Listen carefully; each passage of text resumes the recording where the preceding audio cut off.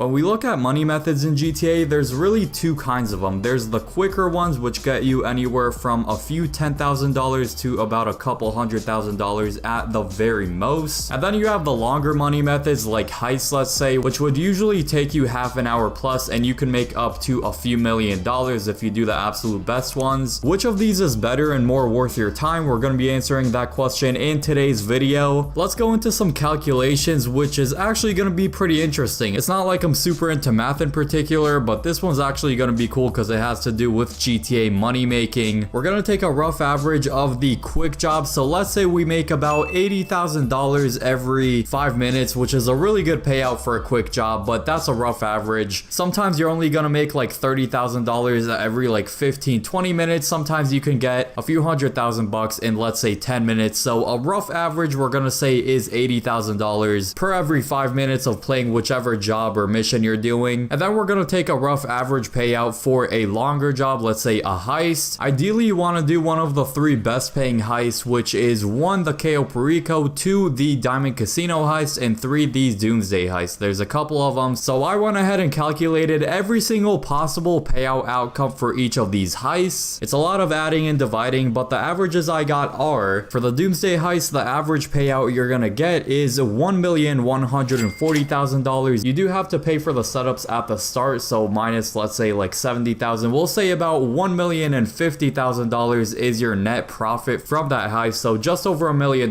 for that. Then going into the second best paying heist in the game, which is the Diamond Casino heist, the average payout for it is going to be $2,842,000, so significantly higher. The Cayo Perico heist, which is the best paying heist as of right now, really varies on the payout. The absolute maximum you can get out of it is $4.2 million, but that's only if you play it with 4 players, and keep in mind you do need to split the money, so it's not like you're gonna get everything. And then the max payout you can get playing this solo is $2,688,000, so it does really vary on this one. Same for the Diamond Casino heist, you are gonna need to split that $2.8 million roughly, just because you can't take the whole cut. So let's say you get a 50% cut for that last one, that's $1.4 million. So a rough average for all these 3 heists. Once again, this is a very rough average because there's so many different payouts that can happen. It depends how many players are in, it depends how much you're getting in the heist itself, so there's a lot of different things to take into consideration. So we get basically $1 million from the Doomsday heist, we get $1.4 million from the Diamond Casino, and a maximum solo payout for the Cayo Perico is once again $2,688,000. If we add those up and then divide it by 3 to get the average of all 3 of those, that's a whole average payout of $1,712,000 for the longer heists. So after all that, we can say the longer type money methods give a payout of about $1.7 million.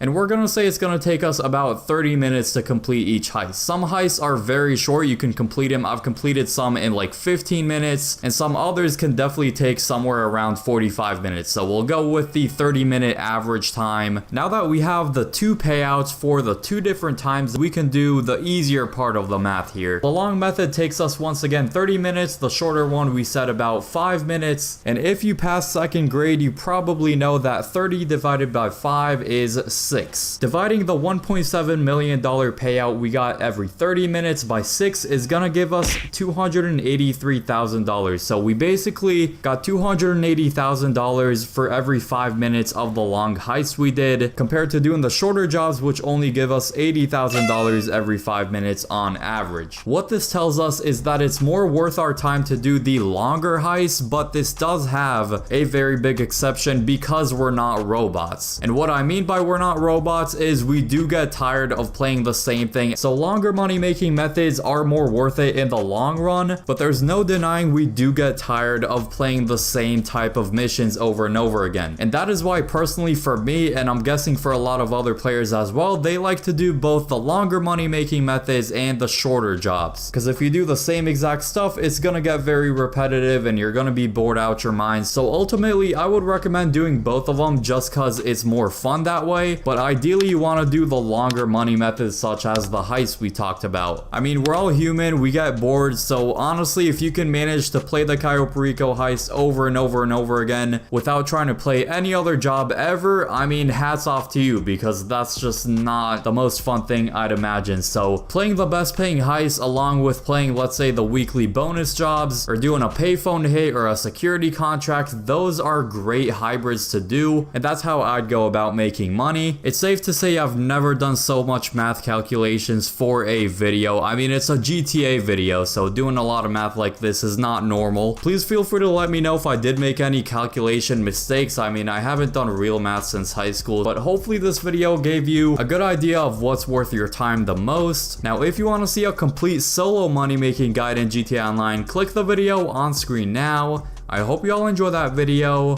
and peace.